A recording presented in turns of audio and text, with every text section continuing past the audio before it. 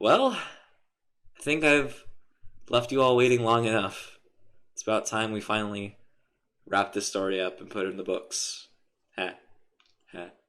Alright, Chapter 12. In the dark, Draco lived. Everything was black, everything was dead, and everything was silent. Everything was nothing. Ron song had become so good that even Draco was not able to escape. Draco had never seen anything so perfect, and now he couldn't. The only thing he knew was that everything he had imagined, every day he had been shattered with fear. The world was now broken. He felt alone. Alone. He wanted to escape it, to come back. He needed someone to take him away from this world. Someone that could love him again, and not have the world destroy him. Someone who didn't feel like an evil idiot, but someone who cared, and who loved him. What would be his world? Harry Potter, of all people. He loved him like no other person. But everything seemed too dark, too wrong, too boring. And Harry Potter couldn't find him. He couldn't find Ron either. Maybe he was just dead, or had lost his mind. It didn't matter. He needed to find Harry, because the world was empty. Everything was dead. And now Draco knew how to live in that emptiness. And so he went on living. He knew how to find him. He knew what he was supposed to do, and everything was clear in his mind. He even knew what to do when he saw him. Draco focused all of his power in his wand, his mind and his body. He felt no fear or doubt. He was confident. He knew that he would find Harry. He wasn't going to do anything stupid, and he was going to make sure that Harry would never have to suffer for what was wrong with this world. He closed his eyes and breathed in deeply, his thoughts blanketing the world around him, and then the light came, and he saw a beautiful boy with a perfect white face and beautiful blue eyes, and there was something terribly important about him, something he wanted to protect. It was Harry. Harry Potter was standing on a snowy hill overlooking a vast field of green grass, where a beautiful white lake awaited him, and the sun was shining through the trees, making it so that the moonlight was streaming through the cracks in the trees and through the clouds that had begun to fall. He was smiling. His hair was shining, his clothes were elegant, and his smile was deep, warm, and loving. He was a hero. The entire world deserved to see him, but there was one very big problem. Potter, you're not here. You're not. I've got you, Draco said gently. He had his wand ready. What do you mean? Harry asked the boy, who had been walking up to him. He was a little tall for his age, but he was beautiful. He was so handsome and strong. Of course I'm here, he said with confidence. I had a plan. A brilliant plan. A great plan. He smiled so much he had tears streaming down his cheek. I can see the plan, Draco said. He reached up and touched his mouth with his wand. A magical wave of magical force surged through Harry's chest, causing him to fall to the ground. Draco leaned down with his wand still in his hand and whispered, You're going to be fine. Harry groaned. I can't even, he whispered, and in that moment Draco realized just how beautiful and smart Harry was. He was a wizard. So cool. Yes, Draco said and looked at Harry. Your plan was brilliant. It was a perfect plan. But you know what? It was just a plan, and it wasn't working. He looked at Harry's hands. They were trembling like someone was trying to hold them. Draco shook his hand and smiled. It didn't work. It didn't work at all. And now you're stuck here, waiting for something you're not ready for. So, I had to tell you something. Draco started moving towards Harry. What? Harry asked. He looked down. His arms were shaking. I know that I'm not ready, he said. Potter, you've been waiting a long time. Draco looked up into his friend's eyes. His eyes filled with passion. Draco looked deep into Harry's eyes. He touched his fingertips to the tips of Harry's brown hair. Harry, I love you. He kissed his friend's neck softly. Draco's hands held Harry close in his arms. They were warm. I want to tell you something, Harry whispered. Draco was breathing down Harry's neck, and Draco realized that he was shaking too. I want to tell you what I'm not ready for. I'm not ready for you to go back home. Draco's mouth opened to say something, but Draco knew that Harry had already heard what he wanted to say. Draco took a deep breath. He leaned in and kissed Harry on the mouth. Harry's breathing quickened. Draco breathed out slowly into Harry's mouth. Harry's mouth felt warm and full. The kissing felt like warm butter. It felt really good. The way that Harry moved around Draco felt good. It was like he was on top of Draco. He was being carried around like a bird. He was very sexy. Draco closed his eyes and let his thoughts flow. His mind wasn't in his head anymore. It was in Harry's. Chapter 13. The Long Way Home. Elsewhere, Ron was fighting his way through a crowded corridor. He was on the top floor with only the door left to go through, which is locked with some sort of magical security. It made Ron really sad. He was fighting through his friends like a wild bull, and all of them were there, waiting for him. Ron hated it. Ron would have preferred that they were gone. They were his friends, and they were going to make him miserable. "Hey," said Ron to the people on the top floor. "Can I talk to you guys?" he asked them. "Sure thing," they said, and started walking toward them. Ron took one look at them and immediately backed up. Ron felt a hand wrap around his wrist and pull him away from his friends and through the door, closing it behind him. They were gone. He turned around to find it was Hermione Granger, Ron's best friend. She was smiling up at him and seemed to have been watching him from the back of the room. Ron was terrified and could hardly contain his emotions and kept shouting, "It's a trap!" Hermione sighed and leaned forward and kissed Ron on the forehead before whispering something inside Ron's ear. It was a spell she had just learned. The light came to Ron and made him see it clearly as she spoke to him. "We're in a realm of existence called the Dimensions of Unknown. In this realm, there is nothing to do but fight your fears and fear for a living, while trying to make sense of what you're experiencing. None of this is real." Hermione smiled as if it were just part of her job. Ron looked around. "Do I have a headache? Should I get meds?" "No?"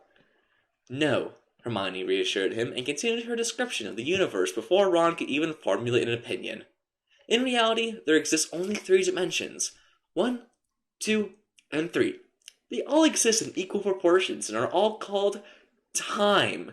She gestured at the universe around her as she went. She then noticed that Ron was crying. "Are you okay?" she asked. She held out her hand and Ron shook it. Ron shook his head. "I don't know," he said. "Oh," she said with a sigh and gave him a hug. "Good to see you, Ron," she said as she pulled away smiling. "Hey, Hermione," Ron said as she took a step forward to sit down. "How did you know where we were?" "We didn't, actually," Hermione started to explain. "Harry and I had this plan to defeat the prince. We didn't realize it would be a bad idea. It was too complicated. It made no sense. We just thought that's a big threat. We need to destroy him so the world doesn't get attacked again. That's how it all came to be." Ron nodded as she went on. "You know, the thing about him that really interested me was his arrogance. He thought he could just fly around the world and kill everyone without a problem and no one would care. He thought he could do the best wizard on the planet. And when it became obvious that he couldn't have that, he took what little glory he had and turned into an asshole, making fun of all those stupid people he thought had wronged him. The only thing I liked about him was his heart. It was always there. Always, always, always. So he just went where his heart was, and ran into you and Draco. That's the way it turned out." Hermione glanced around. "Oh, now we're in a part of the dimension that looks like the Forbidden Forest," she said. "That's cool." "I've heard some stories about the Forbidden Forest." Ron looked at her for a moment. "It's supposed to be dangerous and weird and frightening. It's almost like the afterlife, but you know where the hell you are? Like, this is where all the witches live. I think this is where all the witches die. That's why they call it the Forbidden Forest, I guess, because it's so empty." Hermione felt her stomach drop, and then it was just sitting there. "Ron, you've been there before. You know that stuff doesn't make sense." She sighed heavily. "Come on, I know the way out. It will never lead to hell. Just come with me." She stood and Ron followed her. She led them up to a narrow path that curved past a ruined castle, where the trees were thick and the path was flat. Then the forest was thick with greenery, a thick forest of trees. They passed through a small lake with small floating pools of water, and then out to a river that was deep and brown and green and filled with bird song. They walked down the path until they reached a small clearing, where she led them out, saying, "Now we're getting somewhere. Let's take a look around." Ron looked around and saw that the place was full of trees, bushes, moss, and grass. He pointed at some of them. She didn't explain them to him. He took a look at the grass. Nothing its color, its pattern, the variety of colors there. "This kind of looks like the kind of grass that's growing here, I think. Oh, and there's Harry and Draco next to some flowers," he pointed. "Oh!" She paused for a second, staring at them. "Oh my god, the way they're looking at each other now," she trailed off, frowning. "And the way they're kissing. And also how they're putting their hands up in each other's. I guess they like they're giving each other little tugs?" She stopped and gave him a questioning look. He just shrugged, walking on through the clearing. I love how you can't even describe what this whole scene is about, and I think they're both just happy to be here. Hermione shook her head. I'm sure of that. When they're together, they're really into it. She glanced at her watch. We should get back. It's almost time to get dinner, and we should definitely be there. So I'm sure they want a snack for dinner or something, and I haven't eaten for quite a few days. Ron looked worriedly at her. We can't miss dinner at all. He went over to Harry and Draco said, Guys, I'm hungry. They both jumped and looked at him in surprise. Harry looked rather embarrassed. Yeah, we're probably going to miss out on dinner, since there aren't going to be any food stalls down there either. He mumbled as he pulled on his robes again, trying to look as composed as he could be. I guess we have to go to the Great Hall first, though. The head table doesn't allow any outside food. Draco laughed as he picked Harry up from the ground. What a load of rubbish. What? They're just going to throw us out? Draco Malfoy and Harry Potter are the best couple in history and are going to sit where they want and eat, going to sit where they want and eat what they want to eat. No one wants them eating around anyone else. He held Harry up in his arms and pulled out his wand. He paused, looking at Ron, and gave them an odd look. Weasley, that song you sang. Ron nodded slowly. He knew his favorite song. That's a great song, Weasley, Draco smiled. He looked like a baby that had just given birth, having only one free hand. Yes! Ron burst into tears. He wanted to cry all the time. It was so beautiful, he just couldn't help it. Harry spoke up in a worried voice. Wait, what about Tom Riddle Jr.? Won't he get up too? Hermione snorted, walking up to the boys and looking them straight into the eyes. Nope, there's no way for Tom to leave. He doesn't have any friends left. Harry frowned, but Ron just grinned. He has just the worst name, he said happily. Hermione rolled her eyes and turned her face away as she and Draco opened a portal back to the school grounds. It was just in time for the day at Hogwarts to end.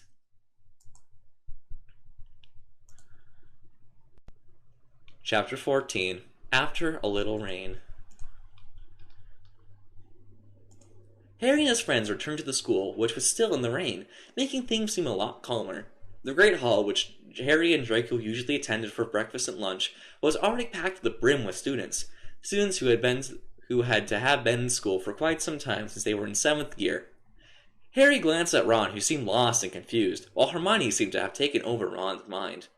She seemed to be waiting for something.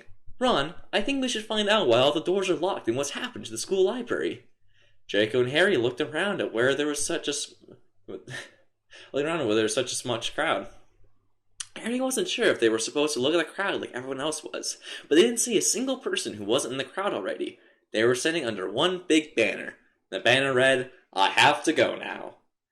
Harry glanced at Draco, who looked confused as he tried to come with terms with how all this went, but Ron seemed to be trying his best to put the pieces together and find a solution. Harry frowned. So where are the others? He asked. There's nothing but crowds here, and nobody else. Then everyone began to cheer them on from across the aisle. They cheered loudly and cheered more enthusiastically. The school began to move around them as everyone cheered in unison. The banner was slowly lowering down, and before Harry could think clearly, the Great Hall slowly moved, as if someone had decided to step on a piece of metal or something. It opened up to reveal a small stage in the middle, where several speakers would be seated. A giant man with a bull's head, wearing glasses, stood on the stage, smiling. The bull was smiling at Harry. It was the headmaster of Hogwarts. Draco grabbed Harry's arm and started walking towards the bull, saying, Now, I know we are all going to be all right.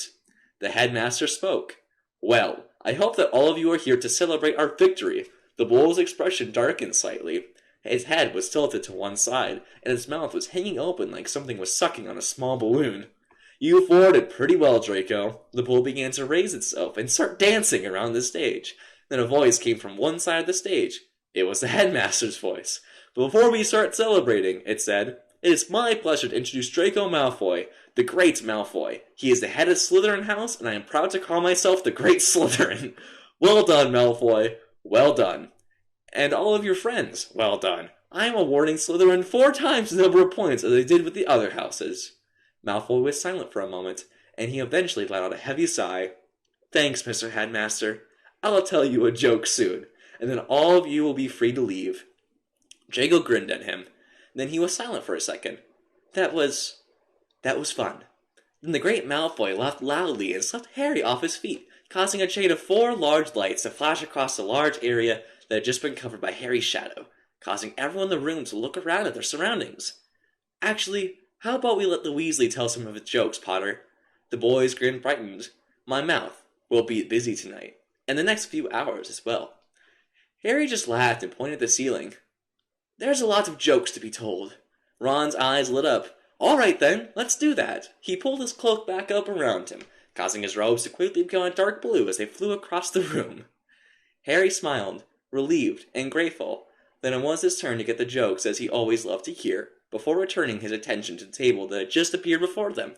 He and Draco sat down next to each other, while Hermione and her invisible owl watched over Harry, watching every word he said, almost as if he had speak through them. Harry didn't mind. He just rested his head on Draco's shoulder and watched as Ron stood next to the headmaster and made a very funny remark. As usual, the crowds did not really like Ron's jokes. The end. And thank you.